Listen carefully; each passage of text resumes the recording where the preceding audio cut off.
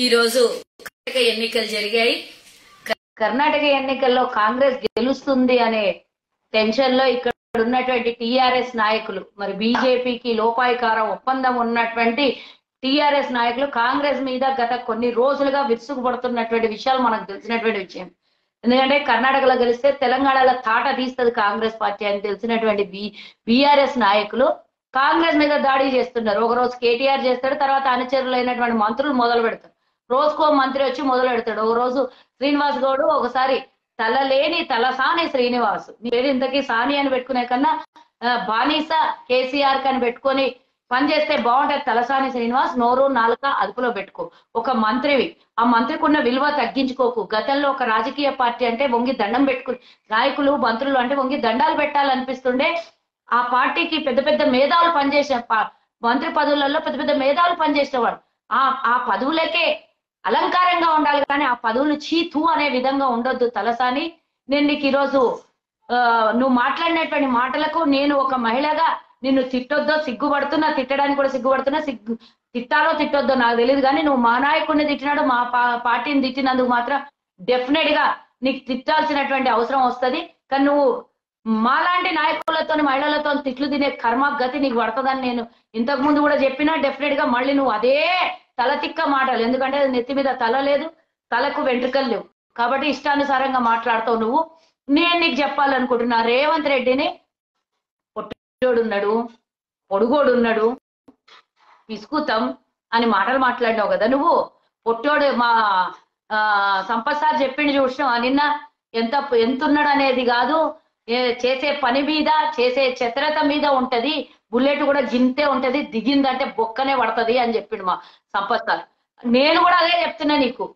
రేవంత్ రెడ్డి గారితో 15 ఏళ్ళు పనిచేసిండొచ్చు నువ్వు టీడీపీలా. మరి నీకు ఆయన గురించి తెలియదా? ఆయన ఎట్లాంటివాడో తెలుసు కదా. ఈరోజు దూసుకొని పోతున్నటువంటి లీడర్. ఆయన గురించి కాంగ్రెస్ పార్టీ నాయకుల గురించి మాట్లాడితే ఊరుకునేది లేదు. నీ నోటికి ఎంత వస్తే అంత మాట్లాడినావు నువ్వు. ప్రియాంక గాంధీని కూడా తిట్టినావు నువ్వు. ప్రియాంక గాంధీ నీ ఎంత, నీ ఐషత్ ఎంత? ఫస్ట్ ఆఫ్ ఆల్ ప్రియాంక గాంధీని తిట్టడానికి ఫస్ట్ ఆఫ్ ఆల్ చెప్పు, అసలు నువ్వేవాడివి ప్రియాంక గాంధీని తిట్టడానికి? నువ్వు ఒక బానిసలాగా బానిస బతుకుతున్నావు కేసీఆర్ కింద, ఆయన జోకు నువ్వు. కానీ ఈరోజు దేశానికి స్వతంత్రం తెచ్చిన నెహ్రూ మునివన్మరాల్ని నువ్వు అనడానికి నీకు ఇంత కూడా నాలుక మీద ఉచ్చరించడానికి కూడా నీకు అధికారం లేదు. ఎందుకంటే అసలు తెలంగాణ ఉద్యమంలోనే నీ పాత్ర లేదు. నువ్వు ఆ రోజు టీడీపీలో ఉండి ఈ రోజు మోస్తున్నావు చూడు. గతంలో జగదీశ్వర్ రెడ్డి మోసేది, ఈ రోజు ఆ జాగాలో నువ్వు మోస్తున్నావు చూడు. కేసీఆర్ దగ్గర గదే మొయ్యి, ఇంకోటి వేరేది మోసి వేరేది పిచ్చి పిచ్చి మాటలు మాట్లాడినావు అనుకో, నీకు తలా తోక, నీ ఇంటి పేరుతో పాటు నీకు తల కూడా తోక కూడా లేకుండా చేసేది డెఫినెట్ గా కాంగ్రెస్ కార్యకర్తలే చేస్తారని హెచ్చరిస్తున్నా నీకు. నీ గురించి అందరు తెలుసు కదా. నువ్వు టీడీపీలో ఉన్నప్పుడు వెలగబెట్టిన రాజకీయం ఏంది, నువ్వు చేసిన కథ ఏంది? ఆనాడు ఉద్యమంలో ఉద్యమ ద్రోహి నువ్వు. తెలంగాణ ప్రజలు విద్యార్థులు ఆ రోజు ఉద్యమం చేస్తుంటే రాళ్ళు తీసుకొని కొట్టినటువంటి, తరిమి కొట్టినటువంటి చరిత్ర నీది. దిక్కుమాలిన చరిత్ర నీది. నువ్వు కాంగ్రెస్ పార్టీని, తెలంగాణ ఇచ్చిన కాంగ్రెస్ నాయకులని నువ్వు తిట్టేంత దమ్ము నీకుందా అని అడుగుతున్నా. ప్రియాంక గాంధీని నువ్వు అన్నావు కదా, నేను మధ్యలో ప్రియాంక గాంధీ గురించి ఒక్క నిమిషమే చెప్పిన. కానీ నేను ఈ రోజు నుంచి చెప్తున్నా, ఏ బీఆర్ఎస్ నాయకుడైనా సరే, ఏ దొంగ వెధవ ముఖ్యమంత్రి సహా వరకు నేను మొదలు పెడుతున్నా, గాంధీ కుటుంబాన్ని, ప్రియాంక గాంధీని కానీ, రాహుల్ గాంధీ కానీ, సోనియా గాంధీ కానీ ఎవడన్నా తెలంగాణలో తిడితే వానికి పుట్టగతులు ఉండవు అని చెప్తున్నాను. ఎవడన్నా తిట్టదు. తెలంగాణ అంటే నిన్న ప్రియాంక గాంధీ చెప్పింది నేల కాదు తల్లి అని చెప్పింది. అదే విధంగా సోనియా గాంధీ తెలంగాణ తల్లి. ఆమెను ఇస్తే గౌరవించాడు, లేకపోతే మూసుకొని పడుండు. అంతేగాని మీరు గాంధీ కుటుంబం మీద కానివ్వండి, ఇచ్చిన తెలంగాణ సోనియా మీద కానీ, వారి పిల్లల మీద కానీ తిట్టడం మొదలు పెట్టిండ్రంటే మీకు మాత్రం నూకలు చెల్లుతాయి అనుకోండి. నేను ఈరోజు వార్నింగ్ చేయడం కాదు, నిజంగా చెప్తున్నా. మా కార్యకర్తలు మాత్రం ఊరుకునేది లేదని చెప్తున్నా. ఈ తలసాని శ్రీనివాస్ కి నేను వార్నింగ్ తో పాటు నీ కథ చరిత్ర గురించి నేను 2-3 విషయాలు చెప్తా. నాయన, నువ్వు ఈరోజు సనత్ నగర్ కి ఎమ్మెల్యేవి, ఈరోజు ఒక ఏమంటారు అది పశువు శాఖ మంత్రివి. కానీ పశువుల కన్నా మనం గౌరవిస్తాం, అందులో ఉన్నటువంటి గోవులని కొలుస్తాం అన్ని రకాలుగా. యాదవుడి వల్ల నువ్వు పైగా ఈరోజు చేస్తున్నది నువ్వు ఒక శాఖకి మంత్రి పదవి, కానీ నీ కులానికి మచ్చ తెస్తున్నావు, ఆ పదవికి మచ్చ తెస్తున్నావు. ఆ జంతువులకు ఉండే విలువ కూడా నీకు ఇయ్యొద్దు అంటున్నా నేను. ఇష్టానుసారంగా నేలకి ఎంత వస్తే అంత మాట్లాడుతున్నావు కదా నువ్వు. నీకు ఆ విలువ లేదు, ఆ పశువులకు ఉన్నటువంటి విలువ కూడా నీకు లేదు అని చెప్తున్నాను. ఇంత మోతబారు చెప్తావు కదా, రాష్ట్రానికి ఒక మంత్రివి కదా, మొన్న జిహెచ్ఎంసీ ఎన్నికలు జరిగినాయి కదా, మరి ఎందుకు ఓడిపోయినవయ్యా? 3 డివిజన్లలో అంటే నీకు వచ్చే కొంత ఆ డివిజన్ ఉంది కదా మన ఏదోది ఈరోజు సనత్ నగర్ లో 2 డివిజన్లు, ఇంకో డివిజన్ ఉన్నది కదా, ఏదో డివిజన్ కదా, నా పేరు మర్చిపోయినా నేను, మోనా మార్కెట్, సారీ మోనాల కొంచెం డివిజన్ నీ సనత్ నగర్ కిందికి వస్తుంది కదా, అలా కూడా ఓడిపోయినావు. ఈ భయంతోనే కేసీఆర్ కేటీఆర్ ఎక్కడ టికెట్ ఇయ్యడు అని ఈ భయంతోనే మెల్లగా తోక జాడిచ్చి, లేకపోతే ముషిరాబాద్ అన్న పోవాలి, లేకపోతే ఇంకో జాగాలన్న పోయి పోటీ చేయాలి, నీ కొడుకుని ఈయన నిలబెట్టాలి ప్రయత్నం భాగంలోనే ఈ రోజు కేటీఆర్ ని ప్రసన్నం చేసుకునే విధంగా నిన్న నీ స్పీచ్. నువ్వు పోయిందేది? ఏ ఇనాగ్రేషన్ పోయినావు? ఏం మాట్లాడుతున్నావు నువ్వు? పోయిన కార్యక్రమం ఏంది? నువ్వు చిత్తశుద్ధి లేదా? ఒక మంత్రి అయ్యుండి గతంలో మంత్రులు ఈ విధంగానే ఉంటుండేనా? ఈ విధంగానే నోరు జారుతుండేనా? అన్ పార్లమెంటరీ వర్డ్స్, నోరు తెరిస్తే గబ్బు మాటలు. అంటే ఇక నువ్వు మొదలు పెట్టింది ఎక్కడి నుంచో తెలుసు కదా. మళ్ళనంట సెక్రటేరియట్ కి ఎందుకు రానియ్యాలి అంట. నీ అయ్య నీ బాబు జాగిరా సెక్రటేరియట్ ఇవ్వండి, ప్రజల డబ్బుతోని కట్టింది. లేకపోతే నువ్వు ఆలుగడ్డలు అమ్మే ఏమన్నా సంపాదించి కట్టిన వాది, లేకపోతే మీ నాయన ఆలుగడ్డలలో సంపాదించిన పైసలు కూడబెట్టి మిత్తికిచ్చి ఆ వచ్చిన డబ్బులతోని తీసుకొని సెక్రటేరియట్ కట్టుపో తలసాని అని, తలలేని సాని అని చెప్పి మీ అయ్యగిట ఏమన్నా పైసలు ఇస్తా కట్టినవా? ఎందుకు రానియ్యాలి అని అడుగుతావు. ఫస్ట్ ఆఫ్ ఆల్ ఇంకో 6 నెలలు అయినాక నీకెవడన్నా కాలువేటనిస్తాడేమో అజ్జుడు. నువ్వు ఇప్పుడు అహంకారం నెత్తికెక్కి కూర్చున్నావు. ప్రజల సొమ్ముతో కట్టిండ్రు, అది కేసీఆర్ సొమ్ము, నీ సొమ్ము, కేటీఆర్ సొమ్ము కాదు అది. నీ డబ్బేమన్నా ₹1 ఉన్నదేమో చూపి. నువ్వు ప్రజల నుంచి దోచుకున్న దోపిడివి, దారి దోపిడి దొంగల కన్నా ఎక్కువ జమైనరు మీరు బీఆర్ఎస్ వాళ్ళు. నీ డబ్బేమన్నా ఉన్నదేమో ₹1 చూపి. ఆ తర్వాత ఎవరిని రానియాలో ఎవరిని రానియద్దో ప్రజలు నిర్ణయిస్తారు. దొంగ వేషాలు వేసుకుంటా నీ కొడుకు సంగతి అయితే అందరికి తెలుసు. అరకు ఎమ్మెల్యే మొగుడికి, ఎంపీ మొగుడికి అంటే ఒక పెద్ద మనిషిని పరిగెత్తించి కొట్టినటువంటి దాఖలాలు గుర్తు చేసుకో. నీ చరిత్ర ఎట్లాంటిదో మళ్ళా నీ కొడుకుని సనత్ నగర్ లో నిలబెడతావంట. కొట్టించిన దాఖలాలు ఒక ఎంపీ భర్తని, ఒక పదవిలో ఉండే భర్తని, ఆమె భర్తని కొట్టించినవు అని అంటే మీ అరాచకాలు చూసుకొని, ఈ అరాచకాలు ఏమేమి ఉన్నాయి వెనకాల. ఇంకేమో అంటున్నారు కదా జనాలు, అసదుద్దీన్ ఓవైసీ ఉరికిచ్చి కొట్టగలడని నీ కొడుకుని తీసుకొని పోయి అమెరికాలో దాచిపెట్టినవు అంటున్నారు. మరి అది నిజమేనా? ఒప్పుకుంటావా? అంటే కుటుంబ సమేతంగా ఇలాంటి అరాచకాలే పనులు చేస్తారు అనేది అందరికి తెలిసినటువంటి నగ్న సత్యంగా మారినటువంటి తలసాని శ్రీనివాస్ చరిత్ర. ఒక్కటా రెండా నీ గురించి చెప్పాలి అని అంటే గబ్బులేసిపోయినవు. మా నాయకులు తిడతావు, నాలుక అదుపులో పెట్టుకో. ఇంకోసారి కనుక ఈ నోట్లో నుంచి పిచ్చి పిచ్చి మాటలు మాట్లాడితే ఊరుకునేది లేదు అని చెప్తున్నా నేను నీకు.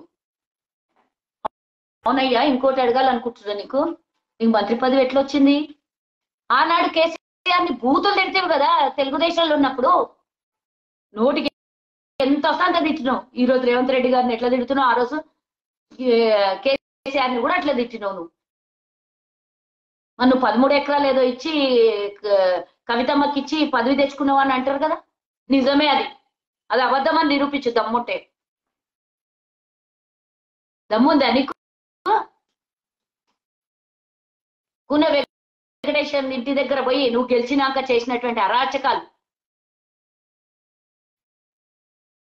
ఒక్కటి కాదు, 2 కాదు. ఆ ఇంటి ముంగల పోయి పటాకులు పేల్చి కోడళ్ళు ఇంటికి బయటికి వచ్చేంత వరకు మహిళల్ని కూడా ఇబ్బంది పెట్టినటువంటి దాఖలాలు, దరిద్రం చరిత్ర నీది.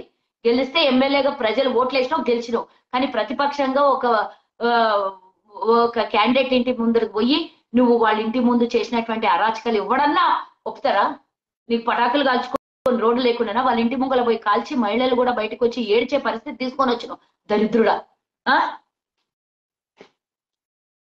గుమ్మడికల్ల కదా 13 ఎకరాలు తీసుకొని పోయి ఇచ్చి అంటగట్టింది నువ్వు కవితమ్మకి.